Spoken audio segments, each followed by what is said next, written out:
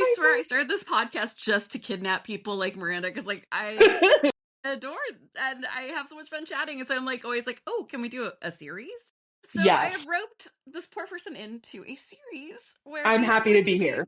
yeah, and we were talking about like, can we just call it brain fog? Because we're like in Yeah. pre-show going, what are we talking about again? We decided, and Miranda's way more together than I am today. Yeah, if you're watching on video, you can just see the poodle hair that is going on here on Literally. how little I could actually get myself together today. So we're going to be talking disability representation today, which please Yes. feel free to cackle out loud. Have a great time. Also comment and you reach out to us. You can do that on our website. Let us know, because we only know what we know. We only see what we see, and we only play what we Yes. play. So let us know, because I'm sure that with the wider world, we'll come up with a bigger list. Oh, yeah. However, I had a hell of a flare, and I was in bed for, God, like 6 days. I'm sorry. That's terrible. But it's the only way I'm going to watch a long movie. Very true. It's never going to happen otherwise. And my kids are like, Superman, last year's Superman movie, you watched it. I finally watched it. And the disability representation lasted for, not even a full second.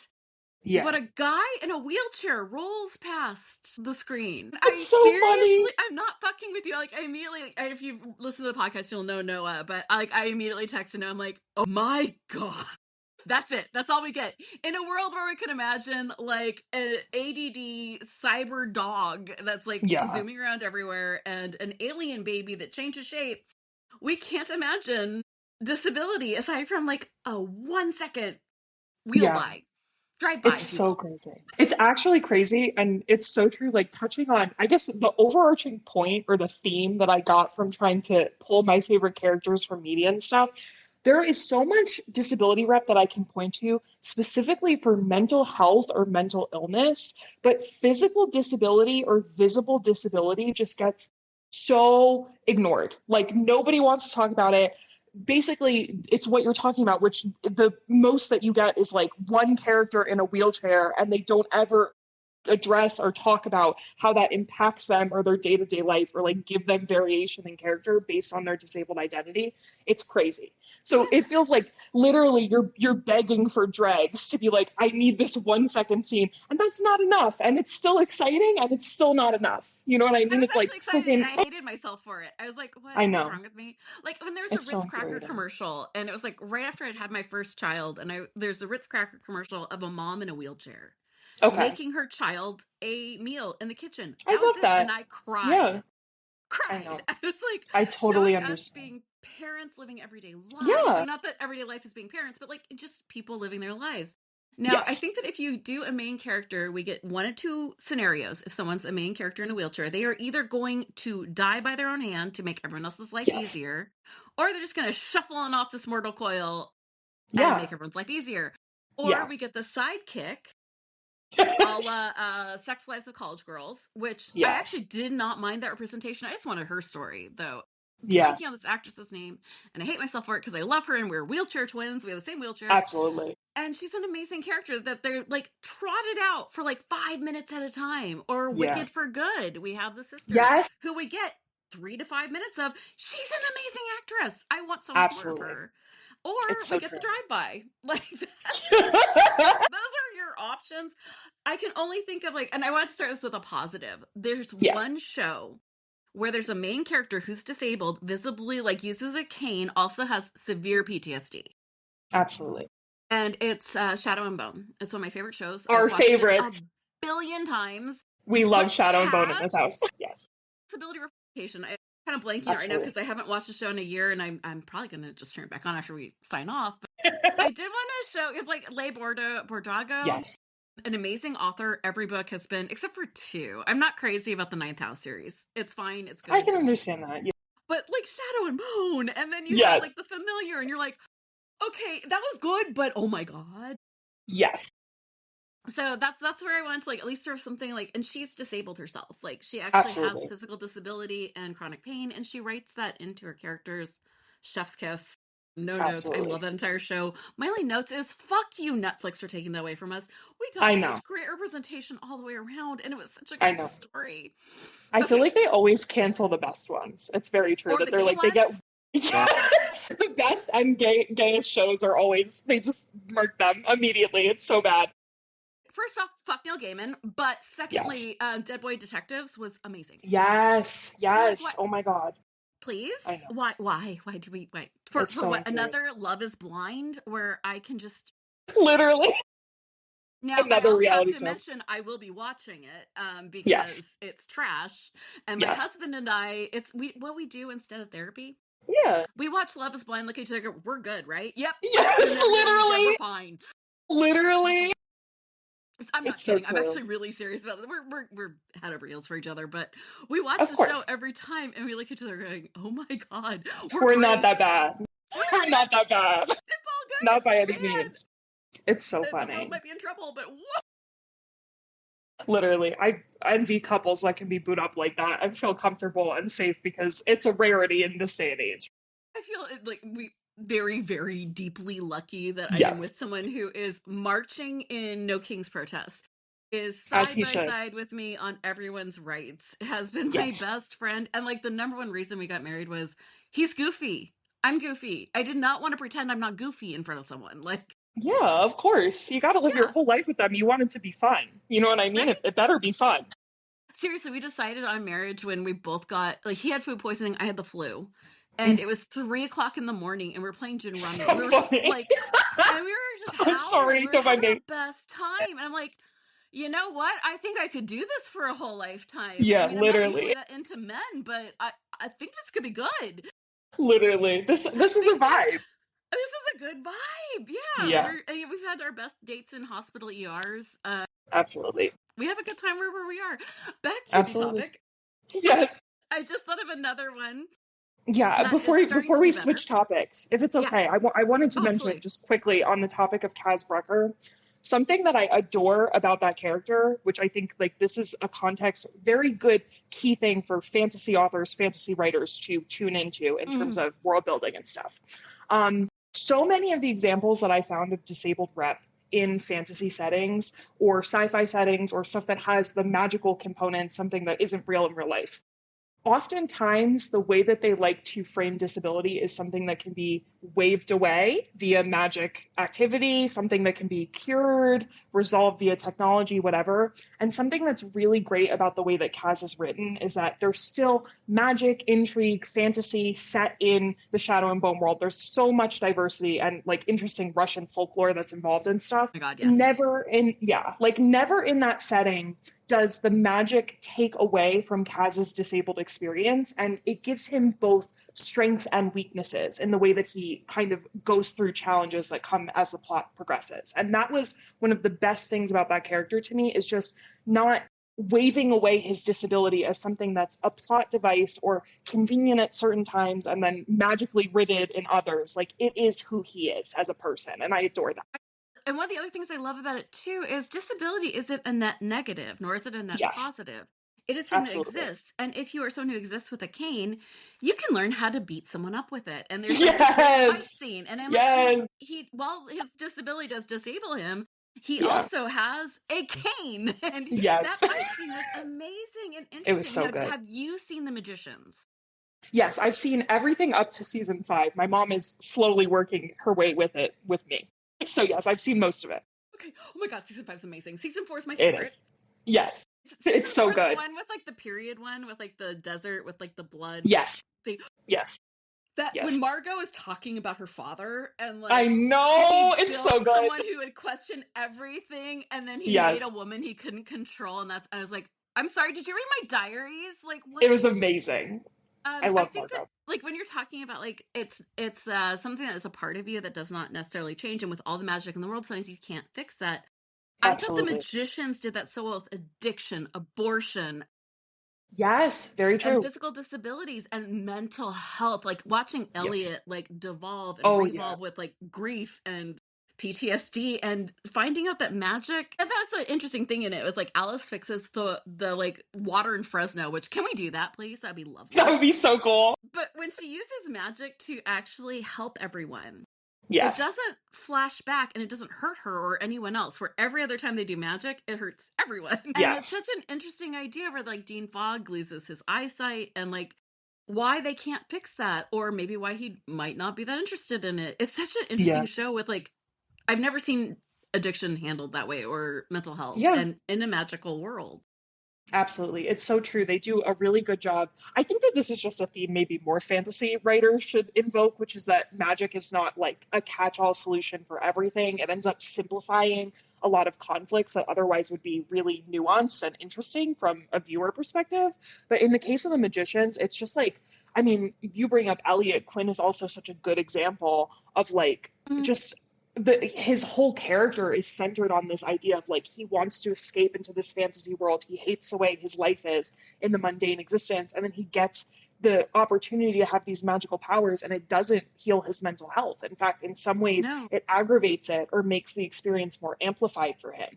And so it's just really interesting because it goes back to that disability neutrality that you're talking about, where it's like there are going to be instances where you have perspective or wisdom or advantages from that identity that other people might not have. And there are going to be instances where your symptoms just get in the way of whatever it is that you're trying to do. And you got to accept that reality. Really, both Six of Crows and The Magicians do a really good job of kind of tying that together where it feels more real and realistic in that way, as opposed to just being a set device, essentially, or like a prop in the case of the rare wheelchair user that skirts by on screen. I know. Yeah. God, I was gonna say something, and then it just like got jumbled with 20 other thoughts. Do you ever do that? Where like Brain you're like brain going fog. along, and it's like a thought roadblock where it's like I need to talk about Yes. this, and then you hit that point. It's like, and then all the like the bunnies from the side of the road start running in front of you, and you're doing a like can, or is that just me?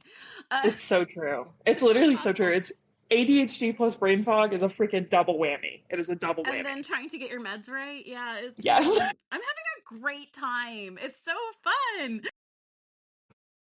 God, now my brain's just totally unstopped. So with like the magicians, you have Yes.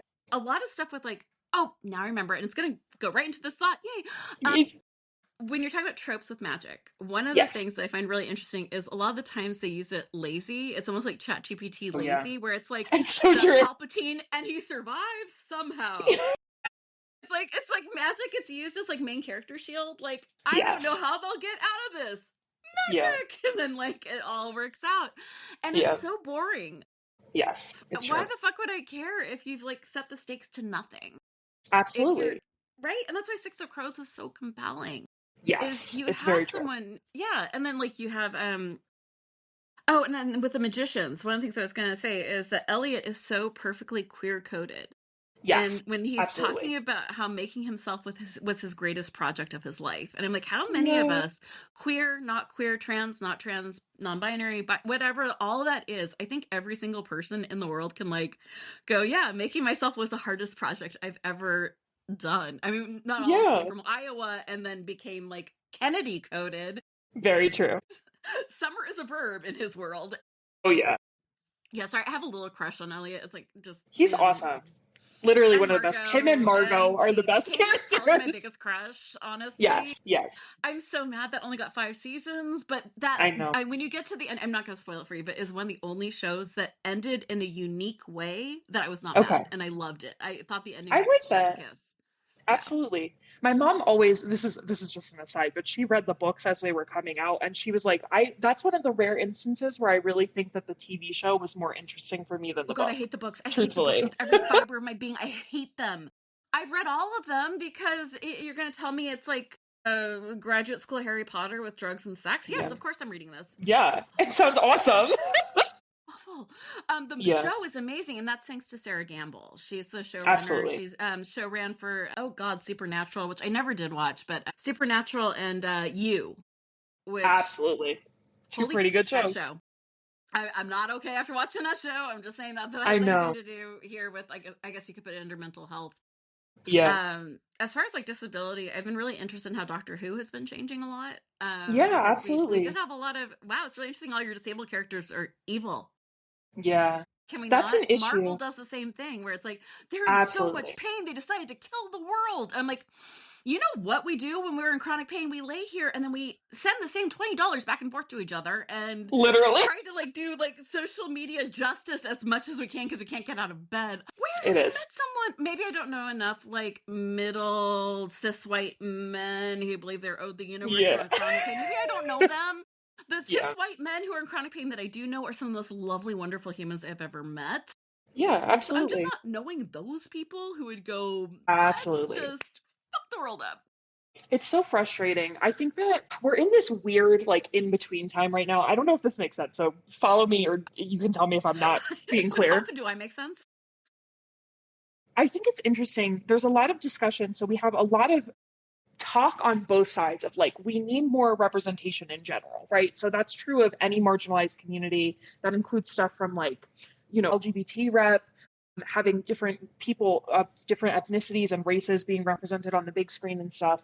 And I think an interesting conversation that I've seen follow from that, which is that now we're slowly getting a trickle in of more of these types of storylines, these characters, whatever.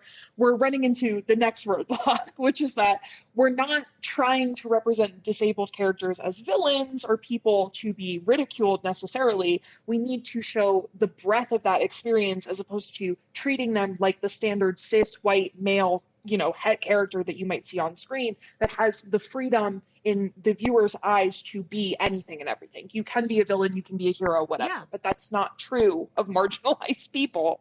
So it ends up framing things in a way that, unfortunately, compared to the very minimal backlog of disability rep that there already is, ends up making it look really, really bad from a viewer perspective, both as a disabled viewer and somebody unfamiliar with the topic of disability, period. And when there's no representation, and then the Yes. only representation you get is truly foul. And that's one of the Yes. things I love about Peter Dinklage. I do love almost Yes. everything he's ever been in. He just did one that, oh, for Christ's sake, it was with Rosamund Pike, and Mm-hmm. it was about it was so good. It Shoot. was about like Yeah. care and how like legally they can just take everything from you if you're disabled. And Yeah. it was actually shining a light on that really important topic in the United States, that Absolutely. conservatorship, Britney Spears. Yes. Conservatorship. Yeah, and this was like, he plays an objective villain in this. Yeah. And his is he does he have dwarfism? I'm so sorry. I don't know like the Yeah. proper terms for I everything, think but so. I don't want to I like think that mess he's everything up, but anyway, so absolutely. like what he is always very clear that that is who he is. That's part of his life, but it's not the only definition of him. And in Yeah. each of his Absolutely. roles, that's never ignored. It's part of Yes. it. It's part of him. But it's never Absolutely. like, it's still humanizing. And like Game Yes. of Thrones, which for all of its flaws, Amazing role. Amazing yeah, that role was that he like, that performs. show could not exist without him. Absolutely. It would have been an absolute disaster without him to like pace it properly. Otherwise, it's just Yes. grim, dark, and sad. Yeah, it's so true. And I actually, I really appreciate you bringing up, this is maybe not an adequate comparison because this is an animated role or like an animated No, character versus animated's an good. IRL. But So I don't Owl know, have House. you, yes, we love Owl House, absolutely. Have you or your children seen Avatar: The Last Airbender, any of those episodes? You I would think love my son it. was really into it. I think my youngest got into it. Absolutely. And I do love So, animation, like Arcane. We absolutely. can totally talk Arcane in a minute, Yes, but yeah, absolutely. And we I should should. really give We The should. Last Airbender a shot. So I definitely recommend it. And one of the most kind of quintessential like disabled characters from my childhood is Toph Beifong, who is the one of the, magical practitioners. They warp elements in Avatar. So she practices earth bending and can move earth and stuff and teaches the main character how to do so. She's freaking awesome. She's 12, she kicks ass, and she's blind. Okay, I'm watching it. No And problem. yes. And one of the best things about her introduction, it's so compelling of a way to show the character, which is basically that, again, this is minor spoilers, probably people have seen it already, but she is a like rich girl, like the child of one of the wealthiest people in town, and they treat her like this tiny fragile little object, like she can't do anything. They have her redoing the same magic courses over and over, be like doing kindergarten like 10 times or something. And she sneaks out at night and goes and does like underground WWE. Okay, you sold me. After we get It's out of this, so I will fucking start awesome. that and then chat It's on it. awesome. Fine. It's It's awesome. better than watching Succession for the millionth time. That's a good Yes, idea. very true. But one of the really awesome things about Toph is that it never kind of like shies away from her blindness. There's a lot of like instances they do a lot of like flying around to travel places, and that's a big joke, is like they're often pointing things out in the sky being like, look at that, and Toph is like, I am blind, I cannot see Thanks what for you're the yelling reminder, about. friend. Exactly. And it's such an interesting, again, one of those situations where the disability can be a net positive or a net negative, where she ends up like inventing this whole new magic system because her senses are more attuned than a person that would have sight. or an instance where she like canonically she feels the vibrations in the earth with her feet, which is how she sees things, like an echolocation kind of thing.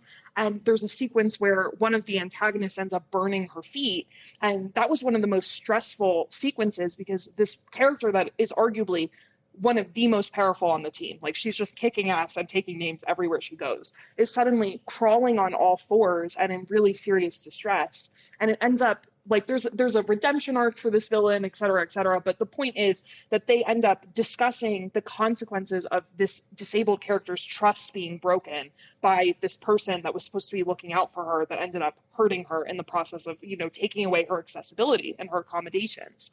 And it's such a like diverse, they have 2 whole seasons to kind of work with building her character up. It was only a 3-season show, but it really does a great job in the vein of something like Peter Dinklage's character of giving, it gives humor, it gives tragedy, it gives triumph, every element of a person, which it's so sad to be like, this is such a, you know, a beacon for disabled rep, because you would hope every disabled character just gets to be treated like a person.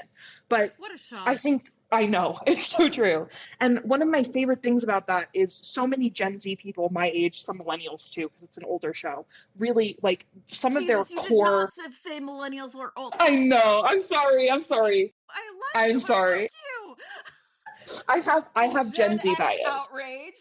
I do. And to be fair, Fine. Gen X is spiritually youthful in every capacity, in my I opinion. mean, we look at except Kid Rock. Yes, that is true. He looks terrible for his age and If he deserves gonorrhea was a it. person, that would be Kid Rock. Literally. Yeah.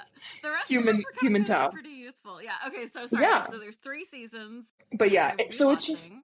absolutely, and you'll have to let me know what you think of it when it's done. I'll But see you the it's whole time. literally, it's such a good watch, and I think that a lot of people my age kind of reference Avatar as one of the things that like taught them their morality. It's a deep show. It talks a lot about like warfaring, colonialism. There's even conversation about genocide. It's a very intense show for something that's like 7 and older, supposedly.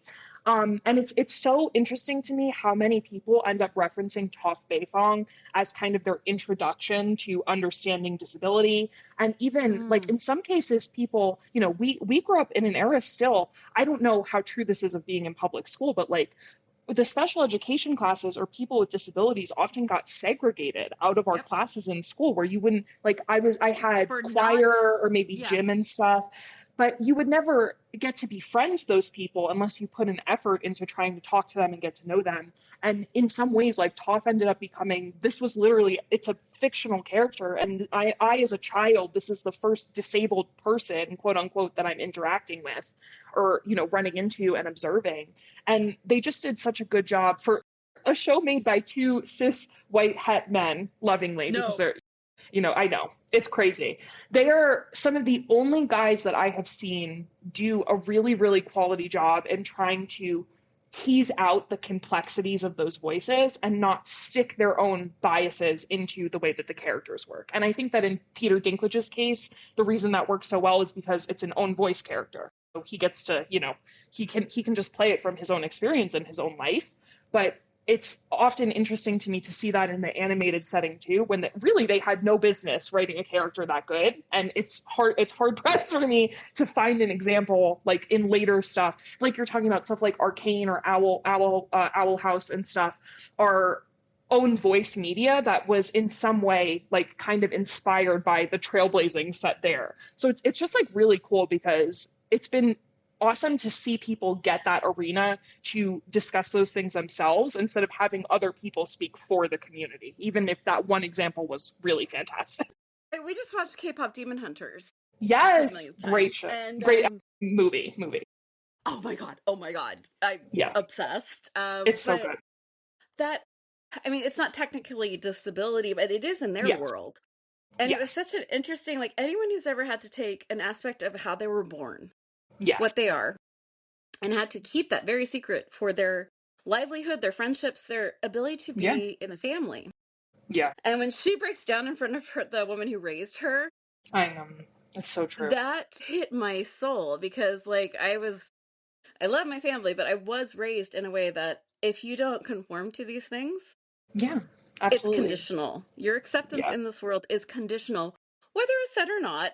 felt, at least it's my truth. Yeah, hi, if you're listening and you know me personally, please just Absolutely. leave me alone about that. But Really. that's my truth. That's what happened in my world. And like, I think everyone knows that. Like when I was working and I had to hide my disability so that no one would, like, I was afraid people wouldn't hire me, or I'm sure there's a lot of other good analogies for how that felt. Sorry, I have a Absolutely. Labrador who has decided No, you're that making the totally most okay. noise possible is a great idea. The cutest patootie. Oh my god, he's Always adorable, but welcome. he just got snipped, so He's recovering. he is very much. God, I wish I thought like we'd get like a few like days of calmness. Yeah.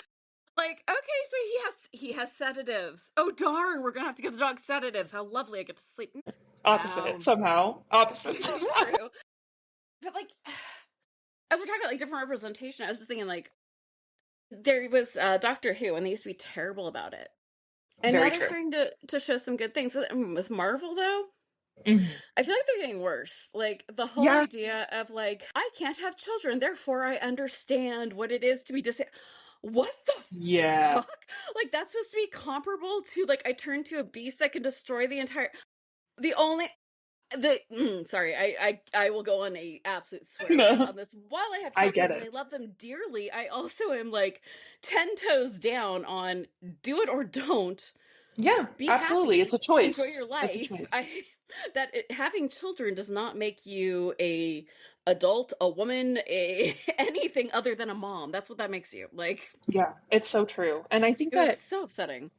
it sucks because this is actually touching on maybe like a point of issue that I was having while researching this, which is that the actual concept of like defining disability rep is in and of Mm, itself kind of hard because people don't like there are some broader definitions that you can use and some narrower definitions that you can use in reference to disability. But there's a lot of stuff that I think is well-intentioned comparison or metaphor that ends up really bungling minority identities or marginalized identities in a way that ends up kind of framing it poorly for an audience that is not familiar. And mm. it's interesting how you can talk about like I don't know if this is necessarily true of Marvel because I think that it's more true what you're saying, like they're just kind of getting worse on average. But I think that there are some examples On where everything. on everything, literally, just on average, this is a very silly example, and this may be a controversial one. So fans listening, if you disagree with me, don't No worry one about it. has the energy to write back. Sorry, guys. Exactly. Listen, We're all too tired. feel free to. You can ask. We'll do our best. We're Absolutely. tired. So there's this Korean drama that went super viral a couple of years ago that's called Extraordinary Attorney Young Woo. And it's from South Korea, and it is depicting a really a savant, like level 1, level 2 autistic person that is experiencing, she has a special interest in the law, so she goes out and solves all these cases and is a kick-ass attorney, et cetera, et cetera.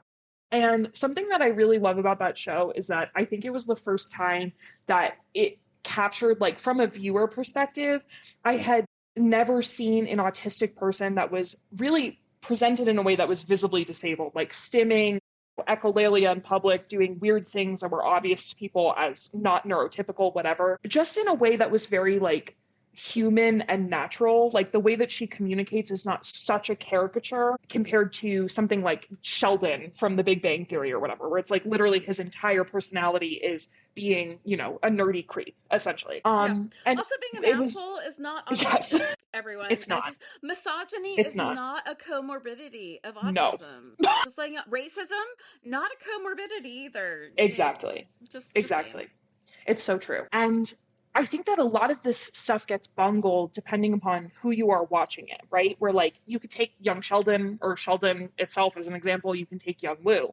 But if you don't have the lived experience with those disabilities, I think a lot of people walk away with the wrong messages from very Mm. well intentioned representation. For example, there's a bit with Young Woo. There's this opening sequence. This was one aspect of a very long show I didn't appreciate personally, but it was that she literally, there's like an opening sequence where she's getting ready for work to introduce her character, and she loves whales, so there's cute things that like whales all over her room, whatever. But then there's this sequence where she opens a door, and there's quite literally, and I'm not joking, she has a like table color coded chart of different human facial expressions that she's like practicing in the mirror before work. And I think that that was a very well intentioned representation that maybe missed the mark slightly in that, like, what person is going to put on their schedule, okay, right before work, I need to open my little file and like practice these things over and over again. Most of that experience is a masking response to being treated poorly in some social setting. So Mm. it's usually like a reaction, for example, to maybe you make a mistake in a social setting and then you're like, I need to practice or relearn or whatever. So this kind of like preemptive pruning of autistic social behavior was something that I was like, that's not really the way that somebody would behave. And it's an arbitrary thing. For example, there's a lot of other things that happen in the show that might not be the most perfect representation. But it's hard because it becomes this issue of like, you got to live with the good and the bad. Like the same way that we're talking about disability as a neutral experience, disability rep can be kind of a neutral experience because you have to be able to point out and say, yeah, I really liked this. This has XYZ basis. It's very accurate to real life, whatever. And then in the same character or the same vein or the same show, there can be a reflection of a trope or a stereotype or something that isn't necessarily going to come across the right way from a viewer perspective. And it's hard because we're still in that era where like people are not well versed in this stuff. So you're going to get both. It's going to come both hands, no matter what it is that you're talking about with disability rep. And it's kind of hard because it's like you can't expect perfection from people, but also you need to be comfortable. Like I have a hard time recommending things. Like I can't recommend that show 100% because I never know if the person watching it is going to view it with the same lens that I did, which is my whole life and back knowledge of being an autistic woman. You get what I'm saying? Very much. Yeah, You know, while we can't ask for perfection, we can ask for well intentionality. Like we can ask absolutely. for good intentions. And like if you're thinking about like the this is a weird example, but I'm thinking about trans representation. And Absolutely. if you see Ace Ventura, that's Yes. obviously badly intentioned. That Very was bad. horribly intentioned. That was one of the worst things I've seen as like that Yeah. that felt violent to me. Like that was Yeah. awful. Then you watch Pose. Do they hit the Yes. mark all the time? No, but is it well intentioned? I feel like yes. I feel like it is well intentioned. Yeah, I think that absolutely. the biggest thing that everyone who's creating and writing and making things needs to remember is the first thing your character is human. Yeah, absolutely. If you're writing a human character, this is human first, and everything else is their experience as this human. So Yes. you can't dehumanize and make a good character. That's just not how that works. Yeah, Like I'm it's working so right now true. writing a villain, and one of the things I have to Yes. keep remembering is this is a human. This is Yes. someone who got Very this true. way for a very particular reason. And I'm having a hard time because one of my characters is also chronic pain and has a heart Yeah. issue, which I do too. It's my first time Yeah. writing this because I Yeah. never wanted to. I wanted to Yeah. escape this feeling as much as I could. And why am I going to immerse myself? And then I read Le Bardago. So sorry, Lay, you were an amazing writer. I just can't say your last She's name, and I will awesome. keep working on it. If she Absolutely. ever does anything, like Neil Gaiman broke me. If she breaks me, I don't know Yeah. if I could recover. Like that's, I know. I just Never gave away reading all my again. stuff. After that, Oh my never. god, literally just had like an argument with someone because I was trying to give them one of my Neil Gaiman books. I have this beautiful like first edition Stardust book, Yeah. and I'm like, you know what? It just doesn't bring me joy. I don't want to look at it. Yeah. It just feels icky. I don't want to hold it. Yeah. Why can't you separate the artist and the art? No, I can't. I really can't. I'm sorry. I Like, know. there's some things like tax evasion. Fine, no problem. We're good. True. Assaulting children and ignoring consent and deciding. Well, if anyone who decides to dehumanize other people, anyone who's like, this person is not at a level of humanity, I'm willing to respect them. I can't Absolutely. separate the art and the artist anymore. It's just not. It's so true. And it's not, I don't mean to be silly because this gets into a whole other can of worms, but I keep seeing people rightfully bring up, like, everyone's like, death of the author, death of the author. And that's not what death of the author actually means. It's supposed to be acknowledging the fact that their take on their own work is not like the Yeah. 100% reality. It's a combination of the author and the viewer, the reader, or whatever. So when people invoke that stuff and they're talking about, like you're saying, Neil Gaiman Yeah. committing actual crimes against people, is like, y'all, like we have to have some common sense and critical thinking here. We do. There's a difference. And There is. this idea that, like, what genius only resides in horrible people, like, no, there's going to be another Absolutely. genius. No. There's actually a writer who writes in a very similar vein, but I believe significantly better. Susan, she wrote Dr. Norrell and Mr. Strange. Okay, I know. I literally was looking at this book in a bookstore the other day. Like, I'm not joking. I was Oh looking my God, at the just get book it, buy it. on Did the buy it shelf. yesterday. What is the name of the author, though? What is the name of the author? Susanna Clark. Okay, yes, Gotcha. Susanna Clark. Thank you. Yes. Yes. And strangely, she was championed by Neil Gaiman. She has Yeah. not been a part of anything like that. She's probably about like 20 years older than I am, I think. Her writing is very in that vein. Now, going back to disability, and this is a show. Yes. And honestly, if you don't have the book is about the size of 3 Bibles. This is not Yes. like you are going to, and I read it all the way through like in a month. Like I usually will read a book in 2 or 3 days. It took me about a month, Yeah. but that's because the footnotes are as important as the book. Yeah, I Like get that. it's really Sometimes good. it's like that. But in this story, and you can watch the PBS version. It's a miniseries, and they did a phenomenal job. There's very little that's missing from that series that's in the book. Mm, But there's this almost thread to me of chronic illness and chronic mm, fatigue in it, because you mm. have this woman who her nightlife is in Fairy, and she's exhausted during the day, and she doesn't want to do that anymore. She wants to Yeah. live the life here, and you have this constant separation of self from Yeah. the physical life you want to live, and it really hits hard for me. I love that show. It sounds um really good. It does. it's It sounds great. beautiful, but like this Yeah. idea of like these, Roman Polanski will never have another one. Please, no, let's never have another one like him. Do I we know. We really don't need? need it. No, We there's don't. so much good, amazing stuff out there.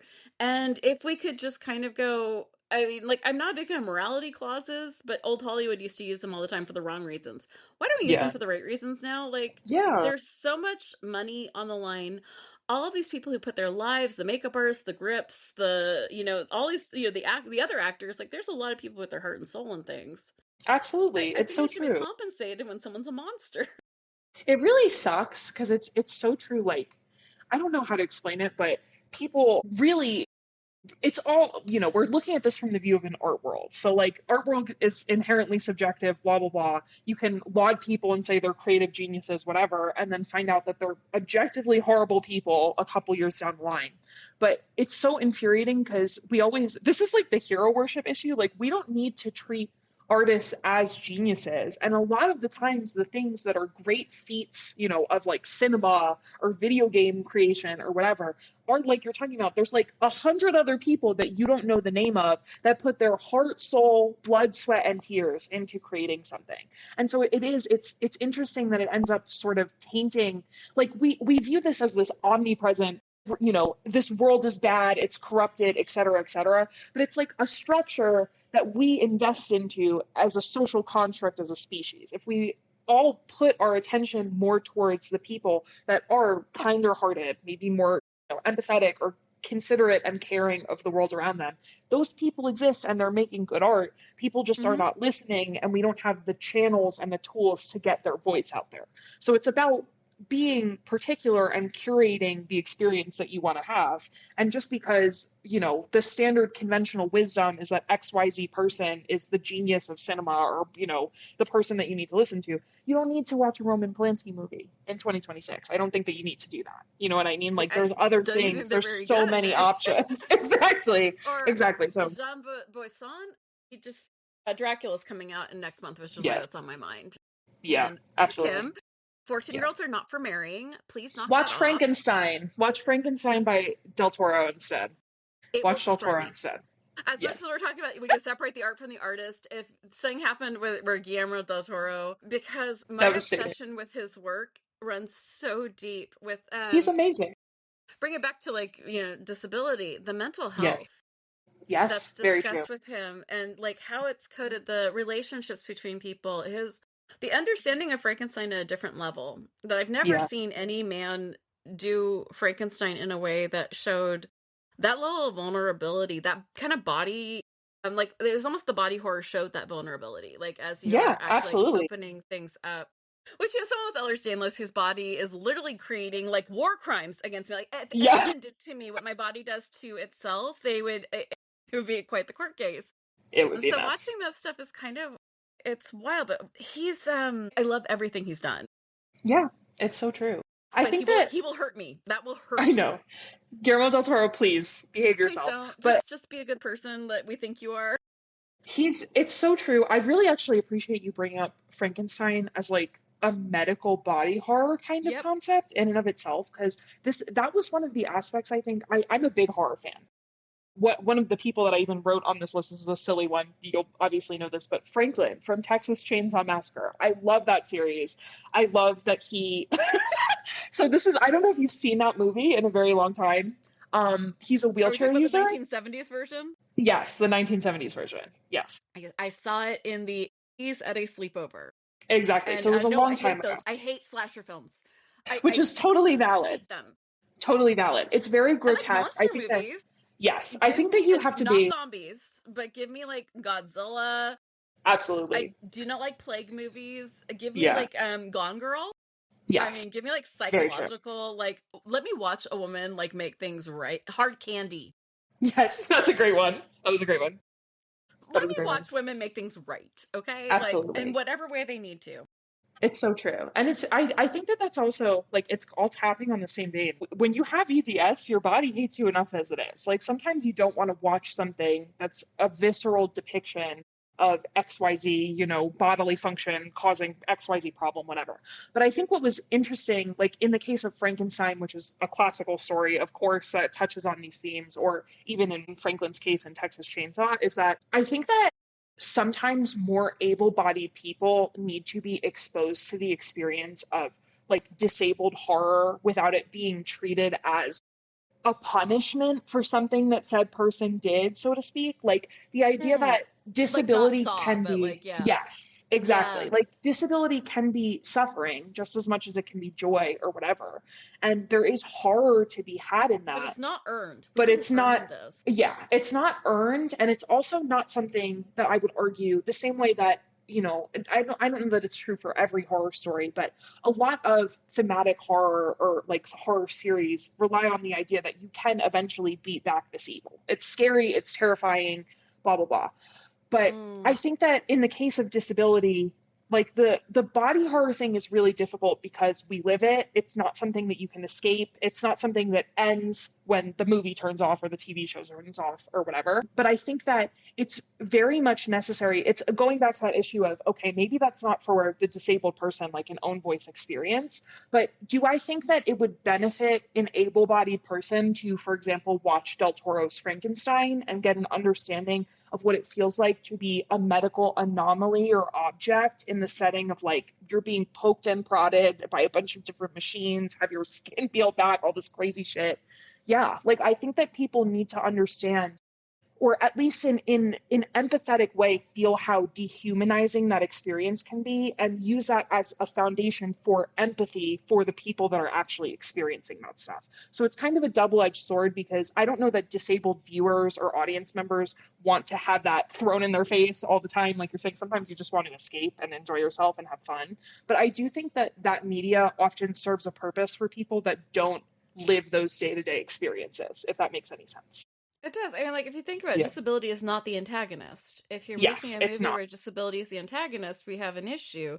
If disability is a part of the person's experience, I mean, disability is the antagonist is me before you. Yes, it's That's so true. that's disability is the antagonist. Worst thing Disability, ever. Please, so bad. my every fucking time that comes and starts like going viral on like it used to be TikTok, now I'm on Threads. Yeah, But like watching all of these people go, oh my god, it makes me cry every time. I'm like, yeah, it makes me cry too. You know it's why? terrible. It's a horrible story. It's the most like fucked up, warped representation of the way that people with disability live. It's crazy. It's just so It's unreal. so upsetting. Yeah, But we're talking about the body thing. You have poor yeah, things as well, which I do have my issues absolutely. with that movie. Yeah, Please read the book, but it is a yes, really interesting depiction of that sort of body horror that you're born into this or you have something happen. Like this is not something where you're like, I'm going to work towards this. yeah. Like It's so it's true. just a part of life. And when I say it's a part of life, I mean you too, listener. Whether you're in a Yes, wheelchair, whether you are the healthiest person in the world, whether you're running marathons, I don't care. You will join us. It will yes, happen. So literally. I hate to ruin your day, bud, but yeah, we are a club where everyone is welcome. Yes, it's so true. And I mean, really, we have to acknowledge the fact the older we get. I was reading this book called Against Wait, did Techno-Ableism you, by my Ashley sweet Shue. little darling baby Yes, millennial, just tell me the older we get as I am sitting here with gray hair? Really? I know. It's so Baby? true. I know. And keep in Do mind tell. that's Monica's making fun of me. I'm 27, so we barely You're lived so life. cute. You're the same age Lovingly. We as my barely lived kid. life. Barely lived life. But I think that it's so true. What Ashley Shue is a professor. I think she's from University of Virginia or something like that, either that or Virginia Tech, but she does disability studies. And the whole last chapter of that book is talking about reconciling the fact that the future is disabled. And the reason that she uses that term is acknowledging, like, hey, for one thing, we're coming up with this technology that's going to put us into the stratosphere, but no human being was designed to orbit Earth in a spaceship, for example. That's not what our body evolved to do. So when we start Elon's doing looks like it serious is. spacefaring, I know it really does. He may be the one example, like true alien in a human suit. Let's do it. Let's do him and Zuck. Like, man, you Just send guys, them, let's send them the up. great adventure, gentlemen. It's so funny, and I Sorry. think that it was no, you're not wrong. Honestly, I will take any excuse to make fun of poor Elon Musk. Oh god. But He's doing such a good he job of it himself. I know. It's literally like human punching bag, but it's so true. Like what she was referring to is just acknowledging. So not only is technology going to create these situations in which more and more people are now forced to identify as disabled because their capacity is limited, but we also have the situation like a pandemic in a globalized world that has now given so many fucking people long COVID that have no idea that they even have long COVID or MECFS or whatever. And they're just like walking around pretending like that's not happening. And unfortunately, the reality of the situation is that the longer the average lifespan a human population has, the more disabled people you're going to end up with at the tail end of that situation. So we need to acknowledge and deal with the reality that one, yes, disability is inevitable, like Monica's saying, but two, also, it's not like a death sentence or condemnation to the world's most terrible life. We need to see, like, part of the reason we talk about representation is showing people situations in which disabled people can live normal, like calm, relatively reflective, or like standard human lives. We just need to see more of that so that people are not so fearful of what is quite frankly inevitable. Like you're talking about, that like it's going to happen one way or another. It's not something you can hide, if ands or buts. Like you just have to cope with the fact that this is going to happen one day. And I think that we would all be better off like in a world where there's multiple examples of people not just surviving but living comfortably and finding a sense of purpose and identity even while experiencing disability. Because the more that we understand, it doesn't have to be an empowerment thing necessarily, but just that that is still a life worth living. It doesn't mean that it's the kind of thing you need to throw away. Like you should still want to live just like any other human might want to live. And the circumstances that are causing you to feel so defeatist about that identity are very often not internal experiences, but the fact that the world is set up to have you fail for things that are not your fault or in your control. Well said. Sorry, that was like a very, I'm like, No, for like literally I was Einstein, taking Socrates in the corner. no. First off, fuck Socrates, not my Yeah, favorite sincerely. philosopher, but he had some interesting things to say. Point being, He's I annoying. actually like took a bunch of Greek philosophy in college. Yeah. He's very annoying. He was like basically running around telling people I'm like making fun of them for not knowing things, which I don't think is a vibe. When you're trying to teach people, you Diogenes is don't. a lot better. Diogenes is way Yes. more of a vibe. Like that Yeah. dude, man, I can get behind that. Like fuck Yeah. stoicism. Give me Diogenes. Yes. That's my vibe. What was I going to Yeah. say? I wasn't sure where I was going to go with this next part of it because what you're saying is like exactly what I talked about with the Ritz cracker commercial. It made me Absolutely. cry because it was everyday life with someone just taking care of their kids in their wheelchair. Yeah. Here's let me try with two things. So remind me if I don't remember. I want to talk about Tinu. Okay. So first, I'm going to say how important media is. Yes. Media, absolutely. As much as you like to think you think for yourself, no, you don't. No, I don't. No, no Yeah. one does. Yeah. Media is what normalizes things. And if you don't believe me, I want you to look at the numbers of the percentage of Americans who were okay with gay marriage before Modern Family. Mm-hmm. And then I want you to look at the 20% jump after Ellen and Modern Family normalized it.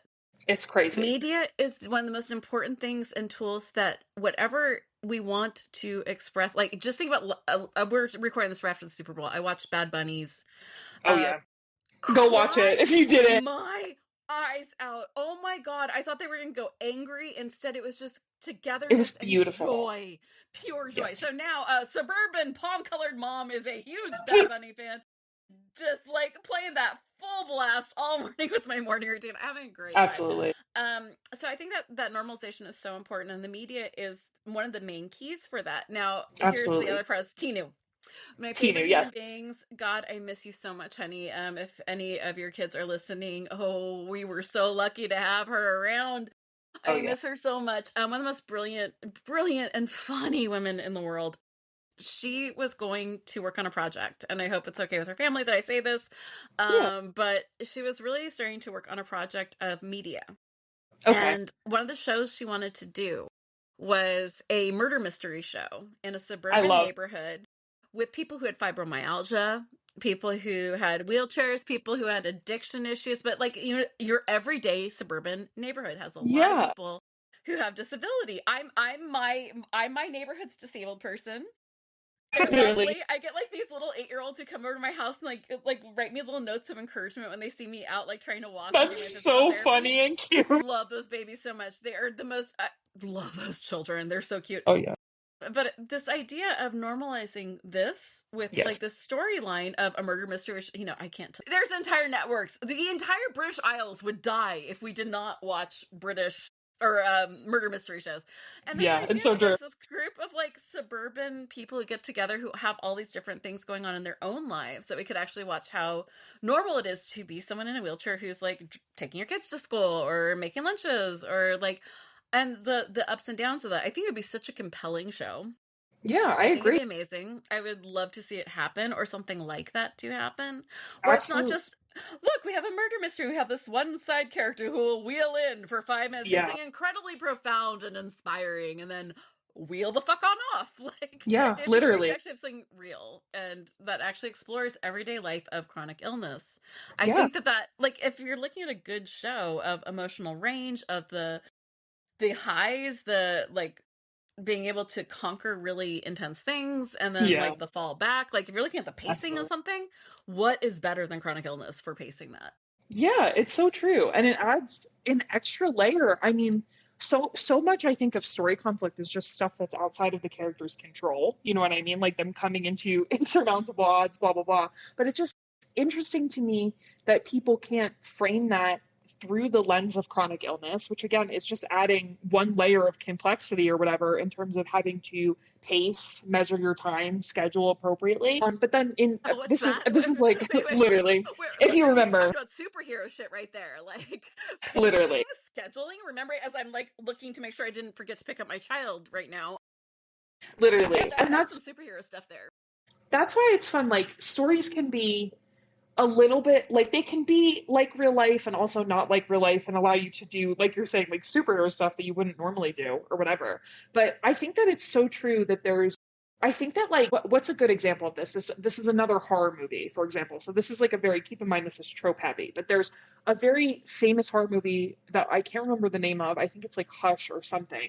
But the framing is that the character is deaf, so she just doesn't hear, and she gets her house broken into when she's alone. And I do think that again, that's one of those movies. I think it was like an hour and a half long, so it could have benefited from just giving more of a character, like giving context for her and everything. But because it's just a fun little rom, the way that it kind of frames the disability is interesting because, again, it's somewhat of a plot device, but it also, by using it as a plot device for the horror, challenges the film creator and thus the audience to put themselves in the shoes of this person and see what would actually be scary about that situation. Because so much of horror media is sound and music and sound design. Like, how do we frame this so that it's still scary and intimidating for a hearing audience and still representative of this identity?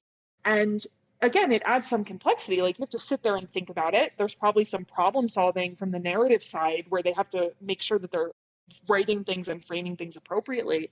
But what ultimately ends up happening is that you get this interesting twist on a very standard genre of horror, like the home break-in or whatever. Having creepy people come to your house and break in the door is a very standard plot. And it ended up really refreshing the concept in a way. Really all that it was just introducing disabled identity and showing that while this human experience of horror is kind of universal, the way that that horror may be represented might be different for people, but still kind of universally scary in the way that it comes across.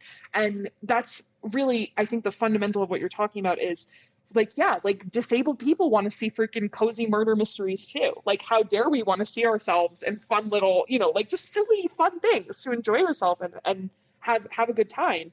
And I think that what people forget about including those marginalized identities is that often it's adding not just for disability, but for ethnicity, race, gender, sexuality.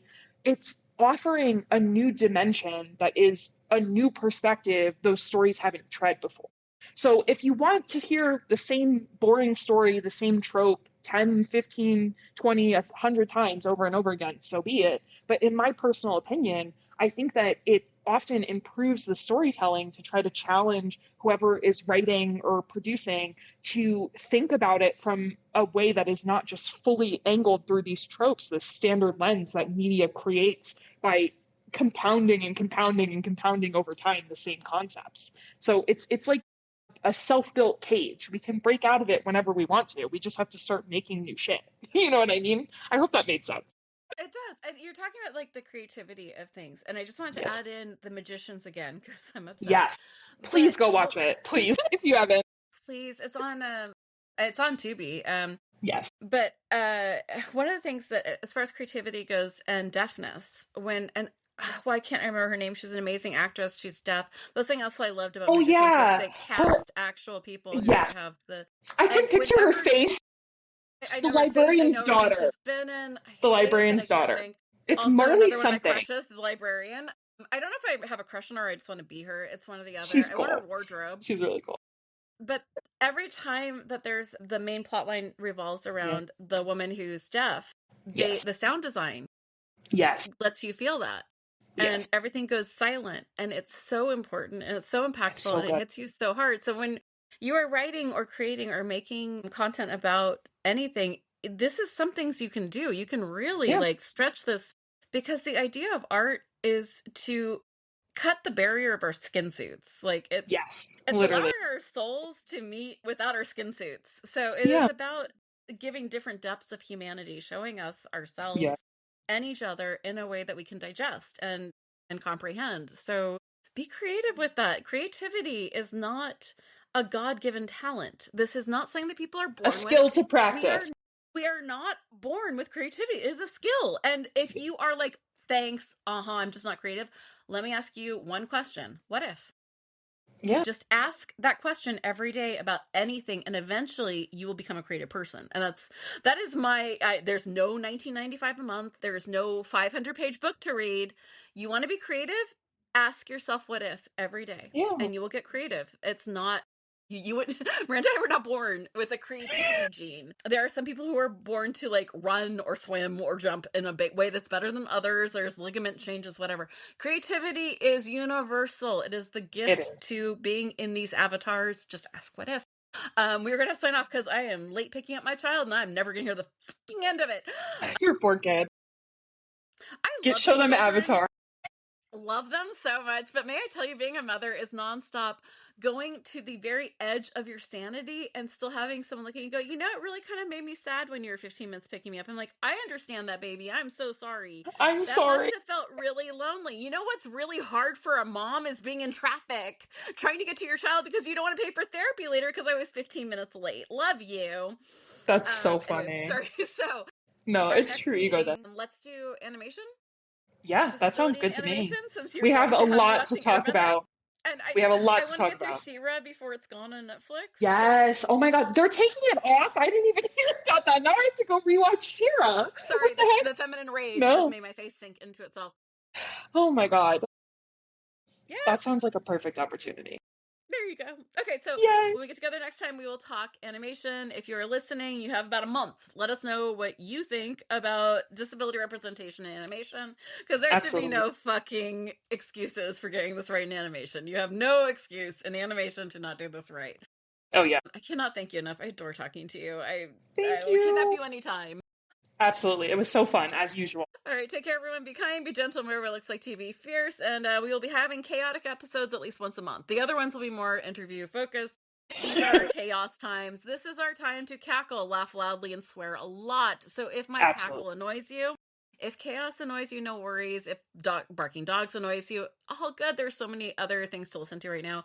This is our time to have a good time. This is a Absolutely. conversation you get to sit in on, or let us know what you think. Yes. Anyway, have a great month. Be gentle to yourself, be kind to yourself and others, and being fierce means protecting others and yourself. All right, Yay. take care.